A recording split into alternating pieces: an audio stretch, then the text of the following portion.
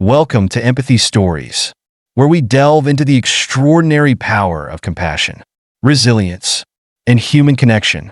Today's story is one of heartbreak and hope, a tale about an elderly man's quest for love, a cruel deception, and the unexpected hero who helped him find a path toward healing. Let's begin.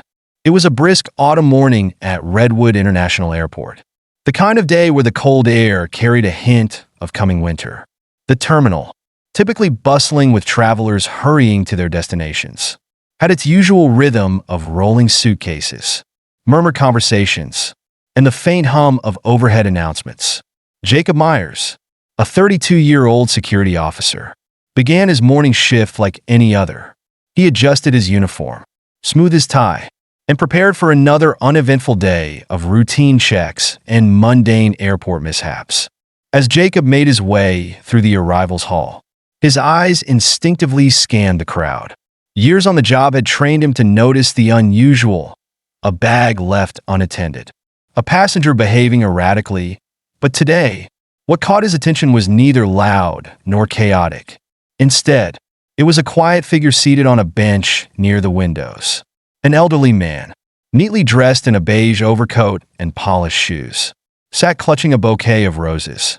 The flowers, vibrant and fragrant, were a striking contrast to the stooped shoulders and lined face of the man holding them. Jacob's curiosity was piqued. He often saw people waiting for loved ones, flowers in hand, but something about this scene felt different. The man's posture was rigid, his gaze fixated on the arrival gates with an intensity that bordered on desperation. Next to him was a small travel pillow, suggesting he'd been there for more than just a few hours. His polished appearance seemed to tell one story, but his weary eyes hinted at another. Jacob approached the man casually, not wanting to intrude, but feeling a growing need to understand why he seemed so out of place. "Good morning, sir," Jacob said, his voice warm and polite. "You've got quite the bouquet there. Waiting for someone special." The elderly man looked up, startled at first, but his expression quickly softened. "Oh, good morning," he replied with a small smile. "Yes, I am. Her name is Maria. She's well. She's very dear to me. I wouldn't want to miss her arrival for the world." There was a tremor in his voice, not from age but from emotion. Jacob nodded, his professional instincts urging him to press gently. "Do you know what time her flight is supposed to land? I could help you check the board." The man hesitated, his smile faltering. "She was meant to arrive yesterday, but there was an issue with her flight. I've been waiting to hear from her. Any moment now." He glanced down at the roses, his hands tightening around the stems as if they were an anchor. Jacob's unease grew. Something wasn't adding up, but he decided not to push further. "Well, if you need anything, water, a bite to eat, just let me know. My name's Jacob. I'll be around." The man's gratitude was palpable. "Thank you, Jacob. You're very kind.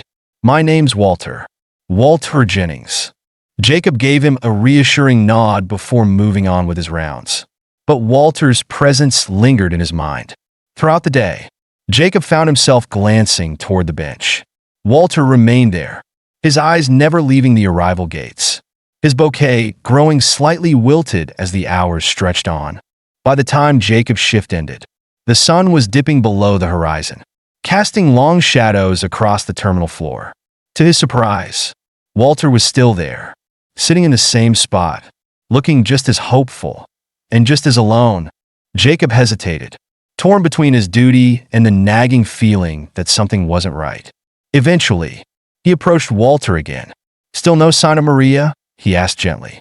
Walter shook his head, his smile now tinged with exhaustion. "She's coming. I'm sure of it. She needed a little more time. These things happen. You know." Jacob wanted to believe him, but the logical part of his mind couldn't ignore the red flags. He tried to offer practical advice. "Maybe you could give her a call or check in with the airline. They might have more information."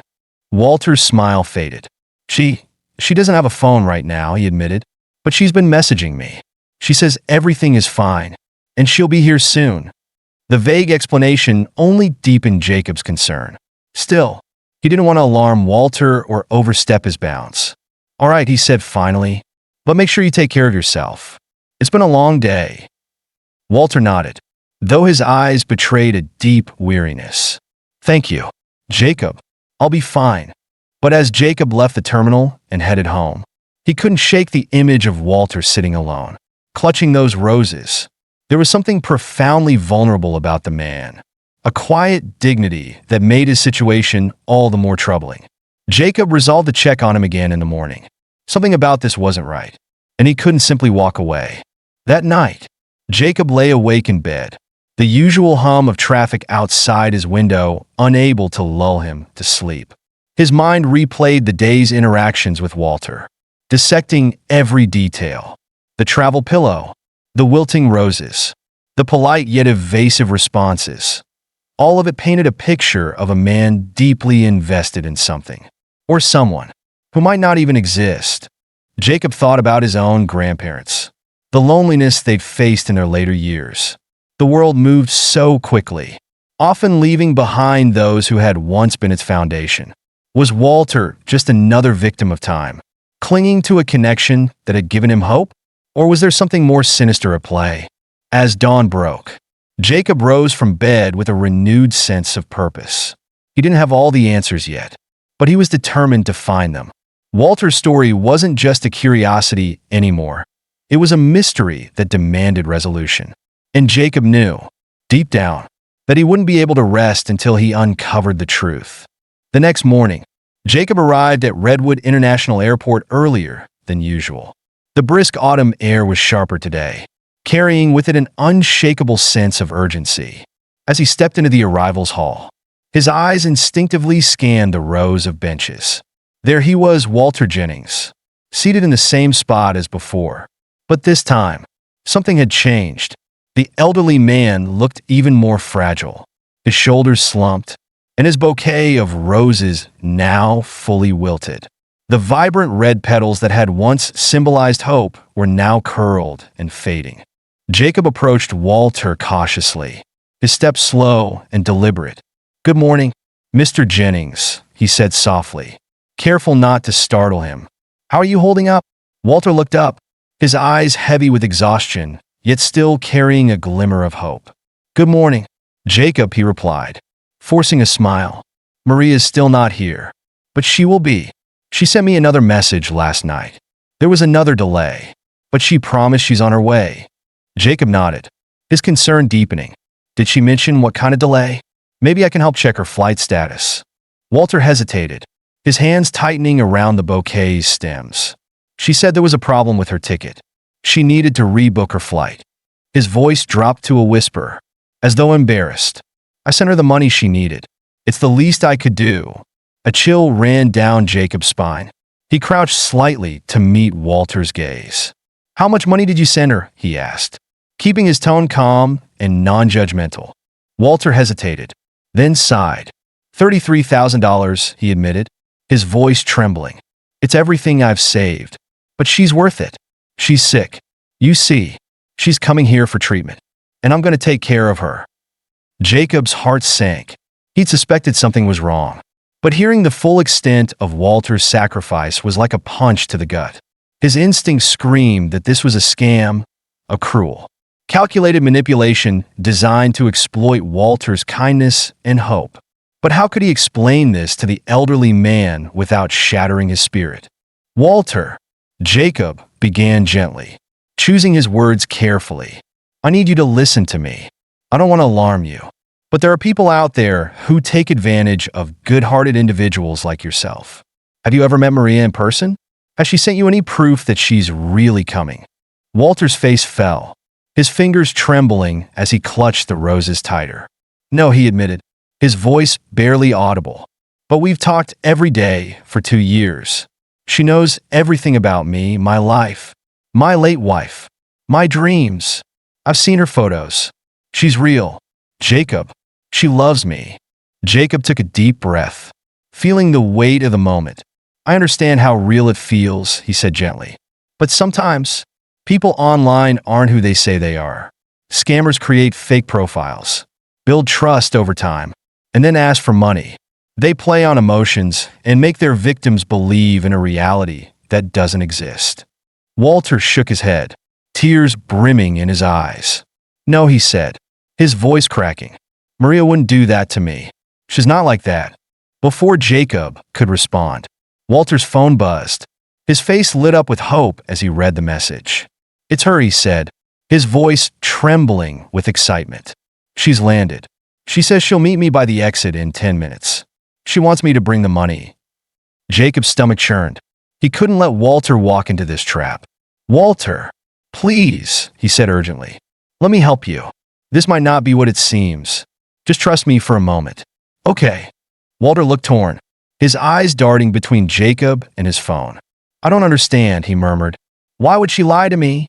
Jacob placed a steady hand on Walter's shoulder. "I promise. We'll figure this out together. But for now, let's take some precautions. Let me call for some backup. If she's real, there's no harm done.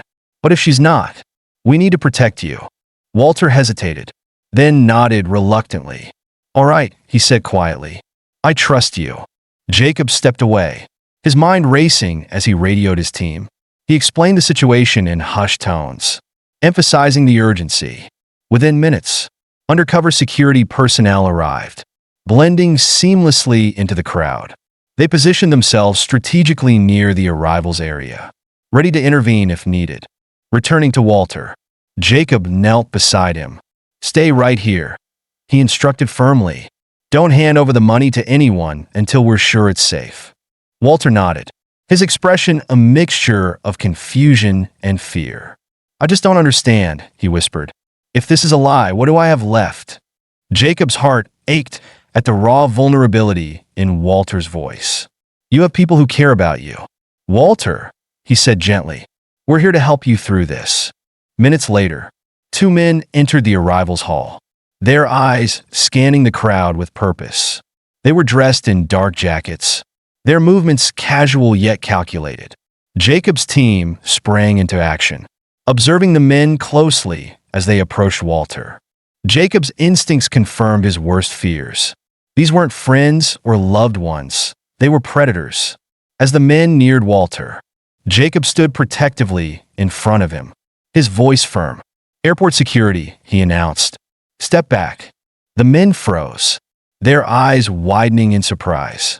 Within seconds, Jacob's team surrounded them, their presence a silent but powerful deterrent. One of the suspects attempted to flee but was quickly apprehended by Officer Chun, a no-nonsense member of the security team. The other suspect raised his hands in surrender, realizing there was no escape. As the suspects were handcuffed and led away, the reality of the situation began to sink in for Walter. He sat silently on the bench, the bouquet of roses slipping from his grasp. Jacob knelt beside him once more, his voice soft but resolute. "It's over now. Walter, you're safe." Walter's hands trembled as he stared at the scene unfolding before him. "She's not coming, is she?" he asked, his voice barely audible. Jacob shook his head, his heart heavy with empathy. "No, Walter," he said gently. "She was never coming." Tears welled up in Walter's eyes as the weight of the deception crashed down on him. Jacob stayed by his side, offering quiet support as the elderly man began to process the betrayal. Around them, the airport buzzed with its usual activity.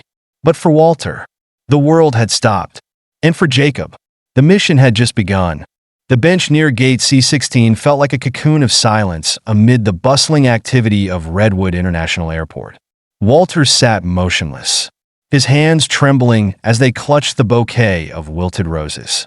His face, pale and etched with sorrow, betrayed the emotions swirling inside him. Heartbreak, humiliation, and disbelief. Jacob stayed beside him, silent but present, understanding that words alone couldn't mend the wounds that had been inflicted. 2 years, Walter finally whispered, his voice hoarse. 2 years of messages, calls, and dreams. I thought I had found love again." Jacob knelt in front of Walter, his own heart heavy with empathy. "Walter," he began, his voice steady but soft, "what you experienced is not your fault.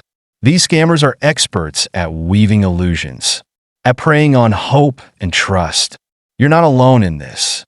Walter's eyes filled with tears as he looked at Jacob. But why me? Why take advantage of an old man who just wanted to feel something again? I've already lost so much, my wife, my friends. I thought Maria was my second chance.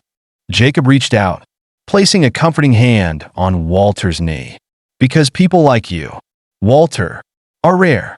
You have a heart that's open, a willingness to believe in others. That's not a weakness, it's a strength. But these scammers, they exploit kindness because they see it as an easy target. They're the ones who should be ashamed, not you. Walter shook his head, his voice breaking. I gave them everything. Jacob, $33,000. Everything I've saved for my retirement. Gone. Jacob nodded solemnly, understanding the financial and emotional blow Walter had endured. The money can be dealt with, he said gently. The authorities will do everything they can to track it down. But right now, the most important thing is you, your safety, your well-being. Walter exhaled shakily, his hands tightening around the bouquet before letting it fall onto the bench. I don't even know where to begin, he admitted. It feels like my life is in pieces. Jacob sat beside him, his voice unwavering. You begin by taking one step at a time. Right now, that step is reporting this scam to the authorities. They'll need your help to stop these people from doing this to anyone else. Walter nodded slowly, a flicker of resolve in his tired eyes. I'll do it, he said, though his voice wavered. If it means saving someone else from this, I'll do it. Jacob offered him a small, encouraging smile. Good, and you won't be alone in this. I'll be with you every step of the way. The next few hours were a whirlwind of activity. Walter was escorted to a private area in the airport where investigators asked him for details about the scam. Jacob stayed by his side, offering quiet support as Walter recounted the texts, the calls, and the promises that had all turned to ash. It was a painful process, but Walter's willingness to share his story gave the investigators crucial leads to pursue. By the time they finished, Walter looked utterly drained. Jacob, sensing the toll it had taken, gently suggested, "Let's get you home. Walter, you've done more than enough for today." Walter hesitated, then nodded. "Home," he murmured. "That sounds good." As they left the airport together, Jacob made a detour to a nearby cafe. "Wait here," he said, stepping inside and returning minutes later with a steaming cup of tea and a fresh sandwich. Handing them to Walter, he said, "You haven't eaten all day. Start with this." Walter managed a faint smile, the first Jacob had seen since the ordeal began. "You're a good man, Jacob," he said quietly. "Thank you for everything." The drive to Walter's modest home was quiet but comfortable. The small, neatly kept house seemed to exhale with relief as they stepped inside. Walter sank into his favorite armchair, the weight of the day finally catching up to him. Jacob set the tea and sandwich on the table beside him, then pulled up a chair. "You don't have to face this alone," Jacob said after a moment. "There are support groups, counselors, people who specialize in helping victims of scams like this. It might help to talk to someone." Walter nodded slowly. "Maybe you're right," he said. "I've spent so much time keeping my thoughts to myself, hoping Maria would fill the silence." But now his voice trailed off, and he looked at Jacob with a mixture of gratitude and vulnerability. "Maybe I do need help." Jacob smiled warmly. "It's not a sign of weakness to ask for help, Walter. It's a sign of strength, and I'll make sure you have all the resources you need." They talked late into the evening, their conversation meandering from the events of the day to Walter's memories of his late wife, Emily. The sorrow in his voice was laced with love, and Jacob listened intently, recognizing that this was part of Walter's healing, a chance to reconnect with the moments that had once brought him joy. Before leaving, Jacob handed Walter a card with his phone number. "Call me anytime," he said, "day or night, whether you need advice or just someone to talk to." Walter took the card, his hands steady for the first time all day. "You've done more for me than I can ever repay, Jacob," he said, his voice thick with emotion. "You've given me a reason to believe in people again." As Jacob stepped out into the crisp night air, he felt a profound sense of purpose. Walter's journey to healing would be long, but he knew the elderly man wasn't walking it alone.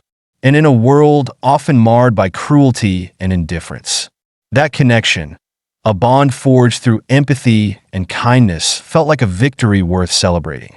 Thank you for joining us on this emotional journey of love, loss, and redemption. We hope Walter's story serves as a powerful reminder of the importance of empathy and standing up for one another in moments of need. If this story moved you, please like, share, and subscribe for more inspiring tales. Remember, together, we can create a world filled with kindness and understanding. Until next time, take care and stay compassionate.